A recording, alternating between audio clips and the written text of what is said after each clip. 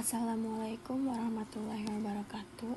Perkenalkan, nama saya Siska Aulia Rahmawati dari NIM 241010502358 dengan mata kuliah Sistem Informasi Manajemen. Saya akan menjelaskan analisis kebijakan kegagalan Sistem Informasi Manajemen Transmart. Halo, selamat datang dalam analisis singkat mengenai kebijakan dan kegagalan Sistem Informasi Manajemen Transmart, salah satu jaringan retail modern terbesar di Indonesia yang merupakan bagian dari Citicorp. Sejak Transmart diluncurkan sekitar 2014, perusahaan ini mengusung konsep Transmart, Carrefour, belanja, makanan, dan bermain, yaitu integrasi retail, kuliner, dan hiburan dalam satu lokasi. Untuk mendukung konsep besar ini, Transmart mengandalkan sistem informasi manajemen atau SIM yang kompleks, meliputi sistem inventarisasi, kasir, logistik, hingga integrasi dalam dengan pusat distribusi dan program loyalitas pelanggan. Namun dalam perjalanan operasionalnya, sejumlah permasalahan kebijakan dan implementasi teknologi muncul dan mempengaruhi kinerja bisnisnya. Pertama, kegagalan dalam integrasi sistem warisan logistik sistem. Setelah akuisisi Carrefour oleh Citicorp, Transmart mewarisi sistem lama yang berbeda standar dan platform. Upaya migrasi data serta integrasi antara cabang seringkali menyebabkan gangguan operasional seperti kesalahan stok, keterlambatan input harga, dan gangguan pada sistem kasir. Kedua, kurangnya kesiapan infrastruktur teknologi dan sumber daya manusia. Pada masa awal ekspansi besar-besaran Transmart antara 2016 sampai 2019, banyak gerasi baru dibuka secara cepat tanpa kesiapan penuh dari sisi jaringan dan pelatihan karyawan. Hasilnya sistem POC dan sistem stok sering tidak sinkron dan dapat data pusat menyebabkan kesalahan transaksi dan hilangnya kepercayaan pelanggan. Ketiga, kebijakan manajemen yang lebih fokus pada ekspansi fisik dibandingkan penguatan digitalisasi saat kompetitor seperti Alfamart, Indomaret, dan Tokopedia mulai memperkuat sistem informasi berbasis dan adanya konflik Transmart relatif lambat beradaptasi. Tidak adanya platform online yang terintegrasi membuat Transmart tertinggi dalam era belanja digital. Keempat, kurangnya kebijakan evaluasi dan audit sistem secara keberlanjutan. Audit teknologi informasi seharusnya menjadi fondasi untuk menilai efektivitas sistem. Namun laporan dari beberapa pengamat menunjukkan bahwa Transmart belum memiliki sistem monitoring real time yang kuat untuk mendeteksi gangguan teknis dan menganalisis perlakuan konsumen secara tepat.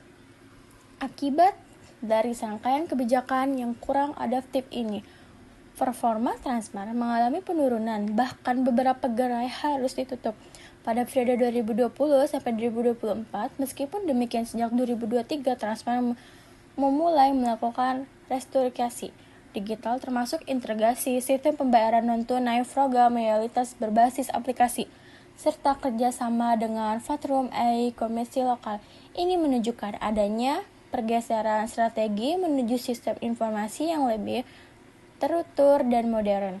Secara kebijakan pembelajaran, penting dari kasus ini adalah bahwa transformasi digital tidak dapat hanya berbasis investasi teknologi, tetapi juga harus disertai manajemen perubahan, change management, pelatihan sumber daya manusia, serta sistem pengawasan yang adaptif.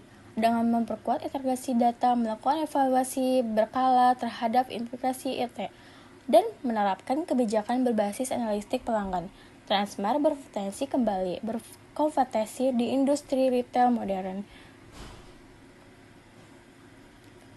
Dan saya akan menjelaskan analisis SWOT. Strength, kekuatan, dukungan dari Citicorp Group. Transmart berbeda di bawah payung Citicorp memiliki sumber daya finansial besar, serta sinergi dan unit bisnis lain seperti Bank, Mega, Trans Studio, dan Trans TV. Ini memberikan potensi integrasi data lintas bisnis yang kuat jika sistem informasi dikelola dengan baik. Kedua, konsep retail terpadu 4-in-1 concept, integrasi belanja, makanan, bermain, dan hiburan dalam satu tempat memberikan data integrasi belanja sangat kaya untuk dikelola melalui sistem informasi manajemen. Pelanggan yang sangat kaya untuk kelola melalui sistem informasi manajemen. Pelanggan yang sangat kaya untuk dikelola melalui sistem informasi manajemen melalui dari pola pembelian hingga perilaku kunjungan. Weakness, kelemahannya, kegagalan integrasi sistem warisan, ekosistem setelah akuisisi, perbedaan eksekutor sistem antara yang lama dan yang baru menyebabkan integrasi data, gangguan VOC, serta kesalahan inventory. Kurangnya kesiapan infrastruktur IT ditingkatkan cabang beberapa gerai mengalami koneksi lambatan, gangguan survei, atau pelatihan SDM yang tidak memadai, sehingga sistem tidak digunakan secara optimal. Opportunities, peluang transportasi digital Pascal demi peluang besar untuk membangun sistem informasi integrasi dengan konfi aplikasi pelanggan dan metode pembayaran digital. Pemanfaatan big data dan artificial intelligence. Data yang pelanggan dan besar dapat dimanfaatkan untuk personalisasi marketing, prediksi permintaan hingga manajemen stok otomatis. Kolaborasi permintaan hingga manajemen stok otomatis.